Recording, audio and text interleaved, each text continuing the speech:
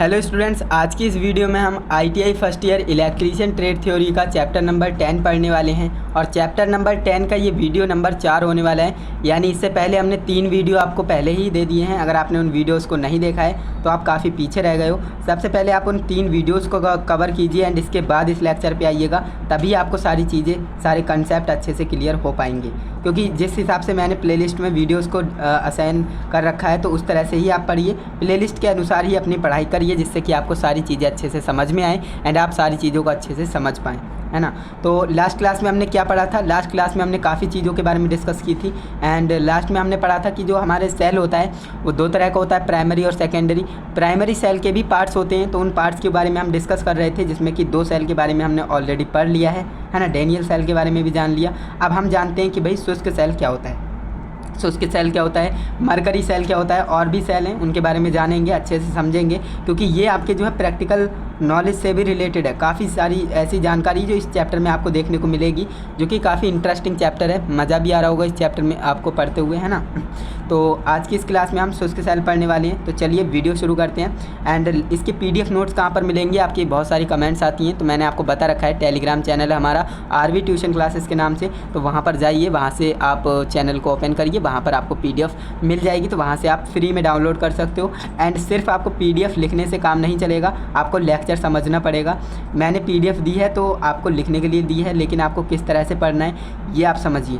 सबसे पहले आप लेक्चर देखा करें। मान लीजिए आज की इस क्लास में मैं आपको शुष्क सेल, मरकरी सेल वगैरह बता रहा हूँ, तो आप सबसे पहले इन्हें समझिए। समझने के बाद आप PDF में से इन्हें अपनी कॉपी में नोट कीजिए। ये सबसे बेस्ट मेथड है ना। तो तीसरे नंबर सेल हमारा शुष्क सेल है। ये हमारा सेल क्या होता है, चलिए पढ़ते हैं। यह सेल लेक्लांसे सेल का सुधरा हुआ एक रूप होता है ना। लेक्लांसे सेल क्या होता है अभी आपको बताएंगे, अभी पढ़ाया नहीं है ना। लेक्लांसे सेल के जो है शुद्ध यानी सुधरा हुआ रूप होता है। जो सेल है शुष्क सेल, ये लेक्लांसे सेल का क्या है, शुद्ध रूप होता है, सुधरा हुआ रूप होता है। इसका बर्तन जस्ते का बना होता है, ये भी आपको ध्यान देना है। जो आपका शुष्क सेल है, इसका बर्तन किसका बना होता है, जस्ते का बना होता है। इसके बाहरी ओर गत्ते का खोल, है ना, गत्ते का खोल होता है और जस्ता जो है नेगेटिव पोल का काम करता है। जो जस्ता होता है वो किसका काम करता है, नेगेटिव पोल का काम करता है। और इसमें नौसादर आप जानते होंगे किसे कहते हैं, नौसादर के घोल के रूप में, है ना। घोल के स्थान पर नौसादर पॉजिटिव पानी की लेई डाली जाती है, यानी नौसादर जो है पॉजिटिव के रूप में काम करेगा और पानी की लेई डाली जाती है। इस बर्तन के मध्य कपड़े की थैली, जो कपड़े की थैली बनाकर रख दी जाती है ना। इसमें मैग्नीज डाइऑक्साइड तथा कार्बन के छोटे छोटे कण होते हैं। सारी लाइंस को आपको अच्छे से समझते हुए चलना है, क्योंकि थ्योरी थोड़ी ज़्यादा लिखी है, लिखना पड़ता है, क्योंकि ये सारी चीज़ें आपको समझ में आनी चाहिए, है ना। इस चैप्टर में थ्योरी कुछ ज़्यादा ही है, तो आपको पढ़ना तो पड़ेगा, है ना। तो यहाँ पर आपको ध्यान रखना है, जिसमें मैग्नीज डाइऑक्साइड तथा कार्बन के छोटे छोटे कण होते हैं। इस थैली के मध्य, इस थैली के बीच में क्या होता है, पीतल की टोपी लगी होती है, जो कि कार्बन की रॉड रखी होती है ना। कार्बन की रॉड रखी होती है, जो पॉजिटिव पोल का काम करती है, पॉजिटिव पोल का काम करती है। सेल का ऊपरी मुंह कैसा होता है, कोल तार से सील कर दिया जाता है, कोल तार से सील कर दिया जाता है। इसमें एक बारीक छेद रखा जाता है, जिसमें जो है उत्पन्न हुई अमोनिया गैस बाहर निकल सके। इसमें एक छोटा सा होल रखते हैं, क्यों रखते हैं, क्योंकि इसमें जो है अमोनिया गैस बनेगी और अमोनिया गैस काफ़ी ज़्यादा हानिकारक होती है, तो वो रिलीज़ होनी चाहिए, तो उसमें जो छोटा सा छेद कर देते हैं, जिससे कि अमोनिया गैस वहाँ से रिलीज़ होती रहती है, निकलती रहती है। इसे रेडियो, टॉर्च आदि में प्रयोग किया जाता है। जो हमारा शुष्क सेल होता है ना, इसे हम रेडियो, टॉर्च आदि में प्रयोग करते हैं। पिछले ज़माने में पहले के ज़माने में क्या हुआ करता था, रेडियो चलते थे, तो आपने देखा होगा मोटे मोटे सेल हुआ करते थे ना, तो उन्हें हम क्या कहते हैं, शुष्क सेल कहते हैं। वो शुष्क सेल का एग्जाम्पल हो जाएंगे, है ना। तो ये आपको समझ में आया शुष्क सेल क्या होता है, इसमें कैसे काम करता है ना, और कैसे बनता है। ये सारी चीज़ें मैंने यहाँ पर बताई हैं एंड आपको समझ में आई होंगी, है ना। ज़्यादा एक्सप्लेन कर दिया था मैंने लास्ट क्लास में, और आपको काफ़ी सारी ऐसी चीज़ें हैं जो कि समझ में आ रही होंगी, क्योंकि अब आप लेक्चर नंबर 4 पर हो, है ना। लेक्चर 3 आपने ऑलरेडी समझ लिए हैं, इसलिए आपको सारी चीज़ें क्लियर हो रही होंगी। अब बात कर लेते हैं मरकरी सेल क्या होता है ना। मरकरी सेल क्या होता है, इस सेल में पोटेशियम हाइड्रोक्साइड तथा जिंक ऑक्साइड का पेस्ट से इलेक्ट्रोलाइट का काम लिया जाता है। यानी कि मरकरी सेल क्या है, इस सेल में पोटेशियम हाइड्रोक्साइड होगा और जिंक ऑक्साइड का पेस्ट होगा। इन दोनों का पेस्ट जो है इलेक्ट्रोलाइट का काम करेगा, है ना। पॉजिटिव पोल जस्ता तथा पारे के यौगिक का बनाया जाता है। पॉजिटिव पोल किसका बनाया जाता है, जस्ता और पारे का बनाया जाता है, यानी जस्ता और पारे का मिश्रण होता है। नेगेटिव पोल, सॉरी यहाँ पर नेगेटिव पोल है, नेगेटिव पोल जस्ता और पारे का यौगिक बनाया जाता है। इसमें ईएमएफ कितना होता है, 1.35 वोल्ट से 1.4 वोल्ट तक होता है। इसे छोटी घड़ी टेस्टिंग उपकरण में प्रयोग किया जाता है। अब देखिए, छोटी वाली जो घड़ी आप पहनते हो, आपके हाथ में घड़ी होगी, तो उसमें जो सेल लगा होता है ना, मरकरी सेल उसे कहते हैं, छोटा सा सेल होता है देखने में, है ना, तो उसे हम टेस्टिंग उपकरण में भी प्रयोग करते हैं। ये बहुत छोटे आकार के होते हैं, ये सेल क्या होते हैं, बहुत छोटे आकार के होते हैं। इनका आपको ईएमएफ याद रखना है, क्योंकि ईएमएफ आपसे एग्जाम में पूछ सकता है, या फिर आपसे जो है प्रैक्टिकल वाइवा में पूछा जा सकता है कि जो मरकरी सेल होता है, छोटा सेल होता है, उसका ईएमएफ कितना होता है ना, तो 1.35 वोल्ट से लेकर 1.4 वोल्ट तक होता है, तो इसे भी आप याद रखेंगे। इसके बाद हम बात करें फ्यूल सेल की, है ना, जो हमारा 5वां नंबर टॉपिक है फ्यूल सेल, है ना। ये भी हमारा किसके अंदर आता है, प्राइमरी सेल के अंदर आता है। तो देखिए, फ्यूल सेल क्या होता है, ज्वलनशील पदार्थ का प्रयोग करके चलने वाले सेल भी बना लिए गए हैं। यानी कि ज्वलनशील पदार्थ अब क्या होते हैं, अब ज्वलनशील पदार्थ कई तरह के होते हैं ना, जैसे कि गैस हो गया है ना, मिट्टी का तेल हो गया है ना, और पेट्रोल हो गया, इस तरह की काफ़ी सारे फ्यूल हैं। तो ज्वलनशील पदार्थ का प्रयोग करके चलने वाले जो सेल हैं वो भी बना लिए गए हैं आज के टाइम में। इन सेलों का हाइड्रोजन तथा ऑक्सीजन का प्रयोग करके बिजली प्राप्त की जाती है। इन सेलों से क्या करते हैं, हाइड्रोजन और ऑक्सीजन का प्रयोग करके बिजली प्राप्त की जाती है। जेमिनी सेस्पेंक्रोफ्ट में हाइड्रोजन ऑक्सीजन फ्यूल सेलों का प्रयोग किया जाता है। इन सेलों का जो निपुणता होती है वो 50 से 80 तक होती है, यानी इफ़िशियंसी कितनी है इनकी, 50 से 80 तक होती है। तो इसे आप याद रखेंगे। फ्यूल सेल कुछ भी नहीं है, जो फ्यूल से जो ज्वलनशील पदार्थ होते हैं उनसे जो सेल बनते हैं वो फ्यूल सेल कहलाते हैं, है ना। इनकी निपुणता कितनी होती है, 50 से 80% तक होती है। और जो हाइड्रोजन और ऑक्सीजन गैस है, इससे बिजली प्राप्त करने का ये मेथड है, सिंपल सी बात है ना, तो आपको समझ में आ गया होगा। इसके बाद प्राइमरी सेल की विशेषताएं। अब स्पेसिफिक जो कुछ ऐसी चीज़ें हैं जो कि विशेषताएं हैं किसमें, प्राइमरी सेल में। प्राइमरी सेल की क्या क्या विशेषताएं हैं, चलिए पढ़ते हैं। पहला इसमें पॉइंट हो जाएगा, सेल को दोबारा चार्ज नहीं किया जा सकता है ना। ये आप इसका एक डिसएडवांटेज कह सकते हैं ना, इस सेल को दोबारा चार्ज नहीं किया जा सकता है, अर्थात डिस्चार्ज करने के बाद दोबारा चार्ज नहीं कर सकते। यानी आप कोई मार्केट से सेल रहा है, उसका यूज़ किया एंड वो डाउन हो गया, तो उसको आप दोबारा चार्ज नहीं कर सकते, उसे आपको फेंकना पड़ेगा और दोबारा मार्केट जाकर नया सेल लाना पड़ेगा। तो ये बात होती है इसमें, है ना। एंड जो आपका द्वितीयक सेल होता है उसे आप चार्ज कर सकते हो। द्वितीयक सेल के बारे में आप पढ़ेंगे इसके बाद में, है ना, तो काफ़ी मज़ा आने वाला है, क्योंकि ये सारी चीज़ें एक दूसरे से रिलेट करते हो ना। देखिए, चीज़ों को अगर आप अपनी लाइफ से रिलेट करोगे ना, तो चीज़ें पढ़ने में आपको ऑटोमेटिकली इंटरेस्ट आएगा, मज़ा आएगा। और अगर आप सिर्फ पढ़ाई को पढ़ाई के हिसाब से पढ़ोगे ना, रटने के हिसाब से पढ़ोगे ना, तो आप डेफिनेटली बोर ही होगे, पढ़ोगे समझ में भी कुछ नहीं आएगा और बोर होगे, पढ़ाई आपको अच्छी नहीं लगेगी।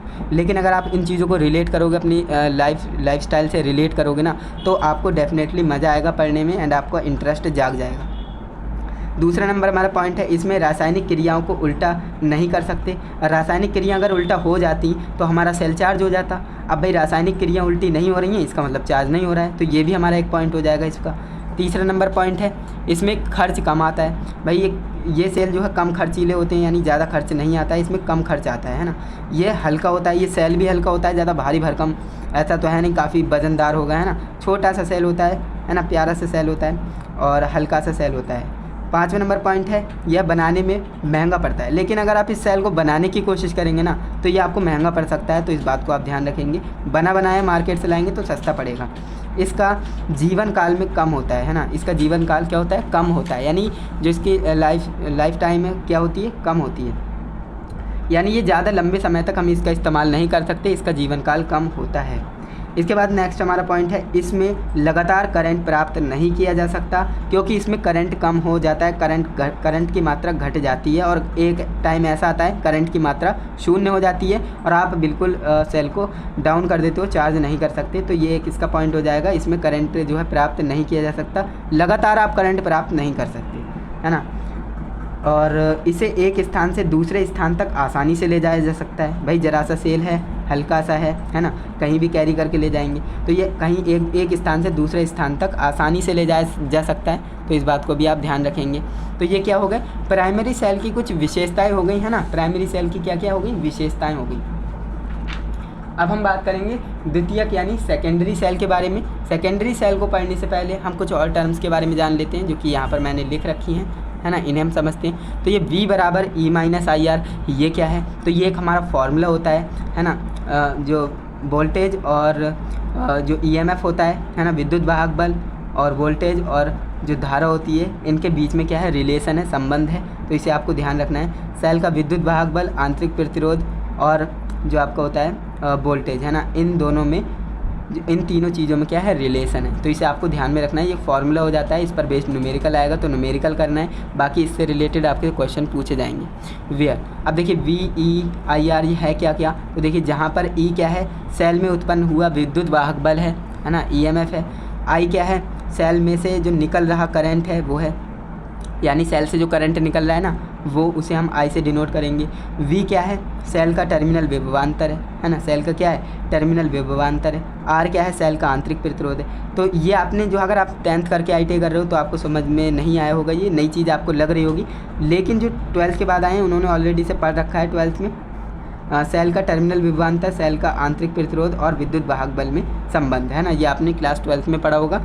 तो ये वही टॉपिक है, एज इट इज़ आपके ITI में है ना, इसीलिए बोला जाता है आपकी जो 10-12th आपने पढ़ा है वो काफ़ी ज़्यादा फ़ायदेमंद होती है। आगे आप जो कोर्सेज़ करते हो, है ना, तो देख सकते हो एज इट इज़ चीज़ें आपको रखी हुई मिल रही हैं। इसके बाद आपको पढ़ना है सेल का विद्युत वाहक बल। अब ये सेल का विद्युत वाहक बल क्या होता है, मैंने आपको बताया था ना, आगे चैप्टर में बताऊंगा, तो बिल्कुल अब टाइम आ चुका है। देखिए सेल का विद्युत वाहक बल क्या होता है, EMF जैसे बोलते हैं, इलेक्ट्रोमोटिव फोर्स, है ना।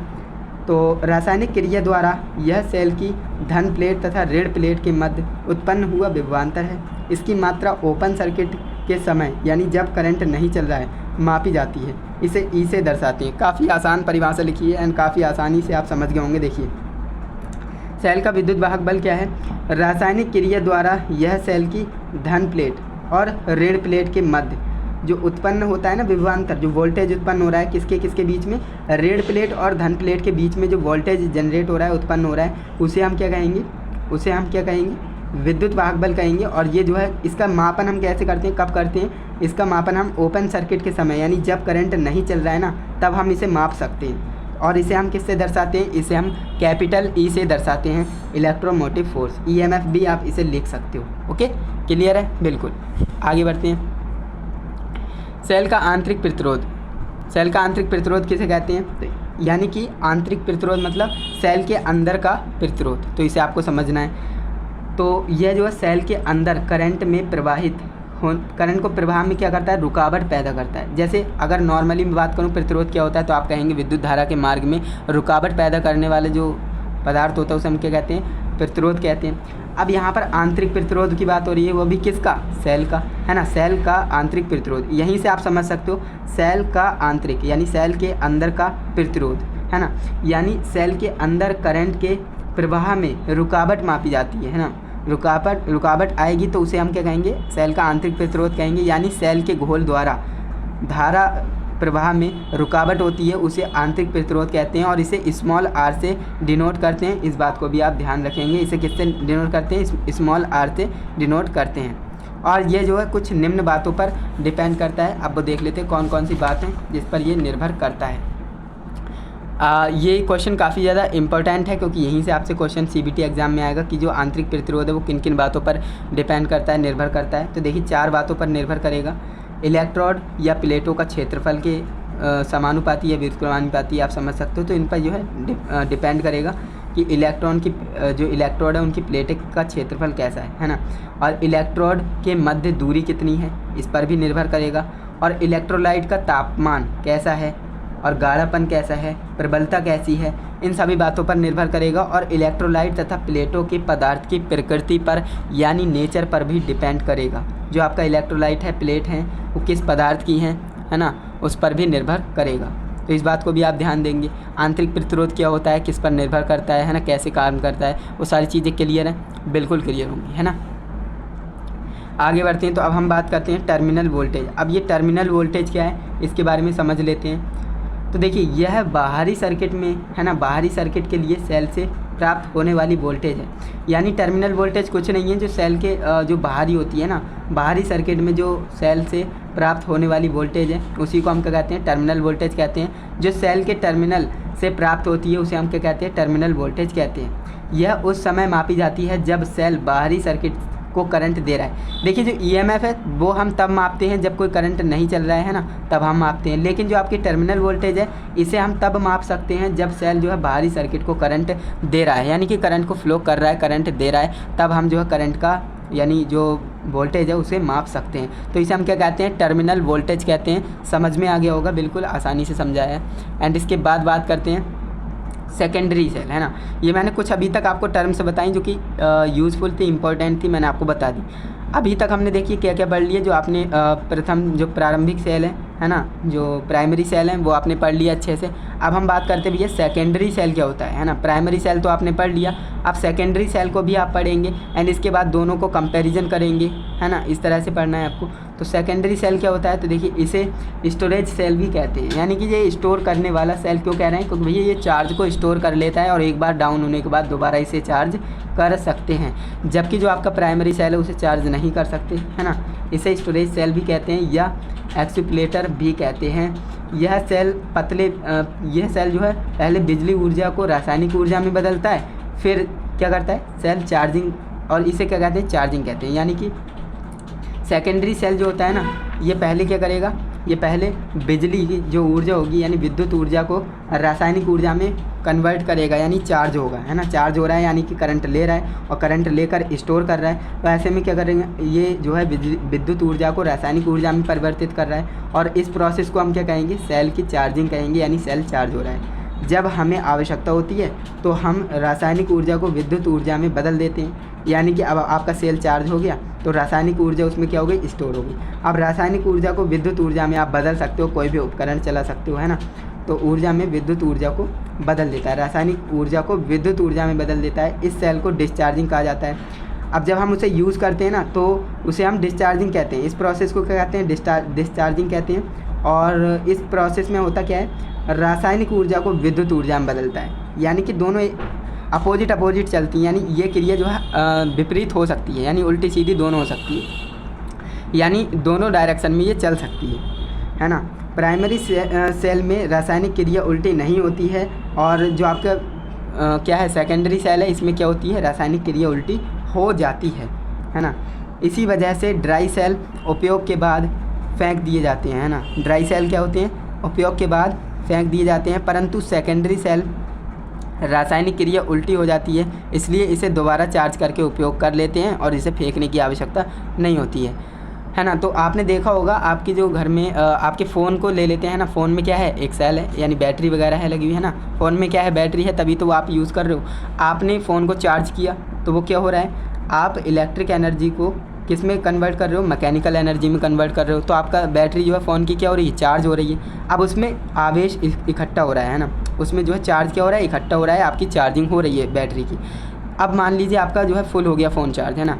जब आपका फुल फ़ोन चार्ज हो जाता है फिर आपको उससे क्या करते हैं, यूज़ करते हैं। तो क्या करते हैं आप, जो बैटरी आपकी मैकेनिकल जो आपकी रासायनिक ऊर्जा इकट्ठी की है बैटरी ने, वो अब आप क्या करेंगे, उसे परिवर्तित करेंगे किसमें, जो आपकी रासायनिक ऊर्जा है उसे आप विद्युत ऊर्जा में कन्वर्ट कर रहे हैं, यानी अपने फ़ोन को चला रहे हैं। तो कहीं ना कहीं आपका जो फ़ोन है वो इलेक्ट्रिकल एनर्जी ले रहा है ना, बैटरी से। तो यही हो रहा है, और अब उस प्रोसेस को हम क्या कहेंगे, डिस्चार्जिंग कहेंगे। यानी जब आप फ़ोन को यूज़ करते हो तो आपकी बैटरी जो है फ़ोन की घटती जाती है, यानी डिस्चार्जिंग हो रही है। तो सिंपल सा यही लॉजिक है, आपको समझ में आ गया होगा। आपके फ़ोन में कौन सी बैटरी है, प्राइमरी या सेकेंडरी सेल है। तो इस तरह से आपसे क्वेश्चन पूछे कोई तो आप कहेंगे हमारे जो फ़ोन में बैटरी होती है वो कौन सी होती है, सेकेंडरी सेल होता है ना। सेकेंडरी सेल क्यों होता है, क्योंकि इसमें जो है रासायनिक क्रिया दोनों दिशा में चलती है, यानी उल्टी सीधी हो सकती है ना। तो इसका ये बेनिफिट हो जाता है। अगर मान लीजिए फ़ोन में भी ऐसा होता कि भाई प्राइमरी सेल लग के आ रहे हैं, है ना, और वहाँ पर आपको एक बार यूज़ करा, आपकी बैटरी ख़राब हो गई फ़ोन की, फिर दोबारा बदल रहे हैं, तो ऐसे तो काफ़ी ज़्यादा खर्च हो जाता है ना। तो इस तरह से आपका फ़ोन काफ़ी ज़्यादा महंगा पड़ जाता, क्योंकि आप फिर उसी हिसाब से खर्च करते। लेकिन अभी के टाइम में क्या है, सेकेंडरी सेल आ चुके हैं, तो सेकेंडरी सेल का सबसे ज़्यादा इस्तेमाल होता है। बाकी घड़ी वगैरह में अब भी प्राइमरी सेल का इस्तेमाल होता है, और जो गाड़ी वगैरह आती हैं, खिलौने आते हैं बच्चों के, है ना, तो उसमें भी प्राइमरी सेल का इस्तेमाल किया जाता है। एक बार उसमें सेल डालिए और उसके बाद उसे फेंक डालिए, है ना। यूज़ करने के बाद उसे फेंक डालिए, फिर से दोबारा लाइए, है ना। इस तरह से यूज़ करिए, तो ये प्रोसेस चलता है। तो ये हमारा सेकेंडरी सेल होता है। तो प्राइमरी सेल और सेकेंडरी सेल में आप काफ़ी चीज़ों को कंपेयर कर पा रहे होंगे, है ना। तो आज की इस वीडियो में हमने क्या क्या पढ़ लिया एक बार रिवाइज़ करा देते हैं। तो देखिए आज की इस वीडियो में हमने पढ़ा शुष्क सेल क्या होता है जो कि प्राइमरी सेल का पार्ट है। मरकरी सेल क्या होता है जो कि प्राइमरी सेल का पार्ट है, इसे भी हमने अच्छे से पढ़ लिया। फ्यूल सेल क्या होता है, ये भी हमारा प्राइमरी सेल का पार्ट होता है, इसे अच्छे से पढ़ा। फिर हमने जो है प्राइमरी सेल की कुछ विशेषताएं पढ़ी है ना। और इसके बाद हमने पढ़ा जो हमारे पास B बराबर E-IR एक फार्मूला है, इसके बारे में डिस्कस किया कि इसमें कहाँ पर क्या टर्म यूज़ की गई है और इसमें जो टर्म यूज़ की गई है उसका क्या मतलब है। जैसे सेल का विद्युत वाहक बल, इसका क्या मतलब होता है, वो सारी चीज़ें बताई। सेल का आंतरिक प्रतिरोध क्या होता है, वो सारी चीज़ें मैंने आपको बता दी। एंड इसके बाद टर्मिनल वोल्टेज क्या होता है, इसके बारे में बताया। और सेकेंडरी सेल के बारे में हमने स्टार्ट कर दिया। फाइनली हमने सेकेंडरी सेल को स्टार्ट कर दिया है, लेकिन आज की इस वीडियो में मैंने आपको सिर्फ सेकेंडरी सेल के बारे में परिभाषा वगैरह बता दी है, क्या होता है कैसे होता है ना। और बाकी मैं आने वाली वीडियोज़ में आपको बताऊँगा सेकेंडरी सेल में क्या क्या पार्ट्स होते हैं ना, और इसके फ़ायदे क्या हैं, नुकसान क्या है, वो सारी चीज़ें हम क्या करेंगे नेक्स्ट वीडियो में डिस्कस करने वाली हैं। तो अगर आप नेक्स्ट वीडियो देखना चाहते हो तो चैनल को सब्सक्राइब कर लेना, जिससे कि आने वाली वीडियोज़ की नोटिफिकेशन आपको टाइम टू टाइम मिल जाए। एंड हम जो है नेक्स्ट वीडियो में मिलते हैं। और बाकी आप इन चैप्टर्स के नोट्स को बना सकते हो, PDF मैंने अपलोड कर दिया RB tuition classes Telegram channel पर जाइएगा, वहाँ पर आप फ्री में PDF डाउनलोड कर सकते हो और अपने सुंदर से नोट्स बना सकते हो। और आप जो है आने वाली वीडियोस को मिस बिल्कुल भी मत करना, क्योंकि सेकेंडरी सेल में आपको काफ़ी और चीज़ें सीखनी है और लगभग 2 से 3 लेक्चर और आ रहे हैं। ये चैप्टर भी आपका कम्प्लीटली कवर हो जाएगा। ये लेक्चर नंबर 4 था, लेक्चर नंबर 5, 6, 7 लगभग इतने में ही आपका ये चैप्टर फिनिश हो जाएगा। वीडियो आपको कैसी लगी कमेंट में ज़रूर बताइएगा। फीडबैक आपका हमारे लिए बहुत ज़्यादा मोटिवेशन क्रिएट करता है। एंड अगर आपको वीडियो अच्छी लगी है तो अपने दोस्तों के साथ भी शेयर करिए, जिससे कि वो भी ITI की पढ़ाई कर पाएँ। एंड ज़्यादा से ज़्यादा शेयर करा करें वीडियो को, जिससे कि और भी ज़्यादा जो हमारी फैमिली है ना चैनल की, वो और ज़्यादा इंक्रीज़ हो, है ना। तो वीडियो को लाइक करके ही जाइएगा। बाकी हम मिलते हैं नेक्स्ट इंटरेस्टिंग इन्फॉर्मेटिव वीडियो के साथ। तब तक के लिए जय हिंद, वंदे मातरम।